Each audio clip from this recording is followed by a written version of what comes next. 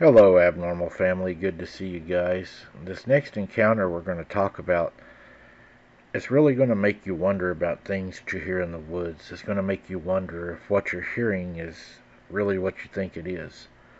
I've wondered that many times as I've been boots on the ground investigating. I would hear things that, well, you would think it was something, but it would be a little bit off. And it makes you wonder if what you're hearing may not be what's making the noise. So we'll do this encounter real quick and we'll kind of talk about that.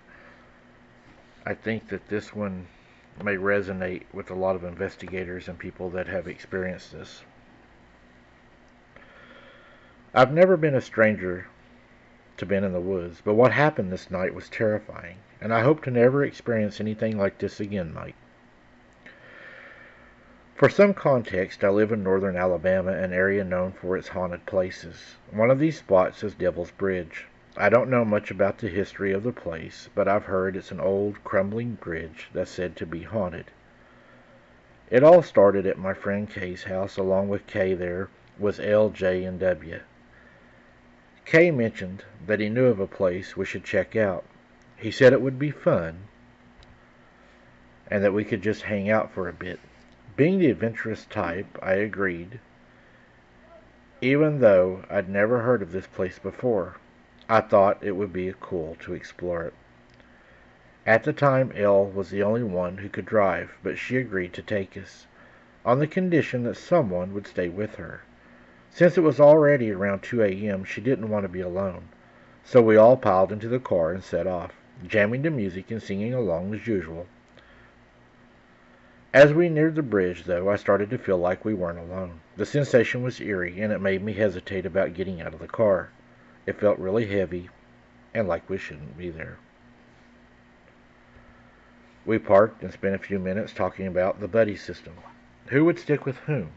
Elle and I decided to stay together. However, shortly after we started walking, Elle said she was getting a bad feeling and couldn't breathe, so she decided to go back to the car. I was pretty much fine with that, so I watched her walk back to the car. I wasn't far, and I could still see her get in the vehicle. At that point, I realized K and W and J were way ahead of me, so I decided to catch up. The road was dark, and I soon lost sight of them. I figured they must have turned off or gotten far enough ahead of me that I couldn't see them anymore. But as I kept walking, the strange feeling, it intensified, and I felt like I was being watched. My heart started to race, and I picked up my pace. Eventually, I caught up to them. They were laughing off to the side of the road, and they asked if I was okay. I told them I was fine, just a little creeped out. We continued walking until we reached the bridge. To be honest, it wasn't much to look at. It was just an old, falling apart structure. We stood around talking, when once again, I got that feeling of being watched and the feeling that I just kind of wanted to run. That's when I decided to head back to the car. I told the others, and they said they would start walking back shortly after me. I agreed, and I started heading in the direction of the car. I was probably about 50 feet away from them when I heard running behind me. I spun around, but all I saw were K, W, and J still standing there. Confused, I turned back around and kept walking, but then I heard running again, this time accompanied by the sound of dogs barking from somewhere to the side of me. I turned expecting to see something, but there was nothing. No house, no dogs, just darkness. I looked back again, but still saw nothing. My anxiety spiked. I began to run back to the car. When I finally got in, I told Elle to lock the doors. I didn't want to take any chances. I told her not to unlock them until Kay and the others were back. A few minutes later, we heard banging on the doors. I turned around, and there they were, K, W, and J, looking terrified. Elle unlocked the doors, and they jumped inside. All of them were yelling to drive. Elle and I were confused, but we did as they asked, starting the car and driving away. Once they calmed down, Jay explained what had happened. As they were walking back, they heard something behind them, but they tried to laugh it off. But then Kay turned around and saw a tall figure walking toward them. Before he could ever say anything, he saw W and J running the other way. Kay followed them, hearing the same eerie dog barking that they had heard before. They were all shaken, and honestly, so was I. I've heard of the creatures like wendigos and flesh crawlers, and I don't use their actual names just in case, but I never thought they could be near me, especially since the nearest Native American tribe was over an hour away.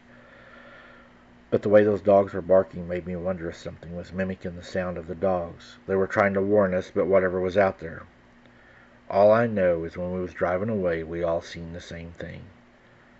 Dogs running on their hind legs, chasing us. One of them was carrying a stick in his hand.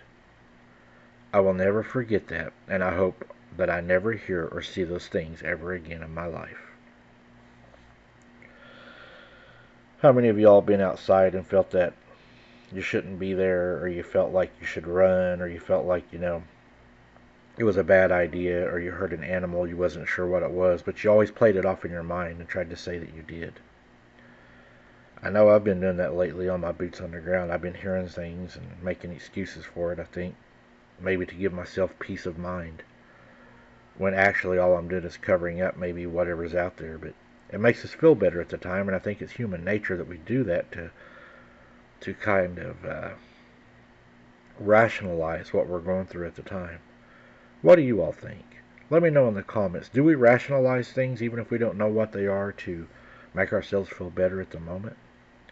Thanks for listening, guys. Keep your head on a swivel. Don't be something's dinner.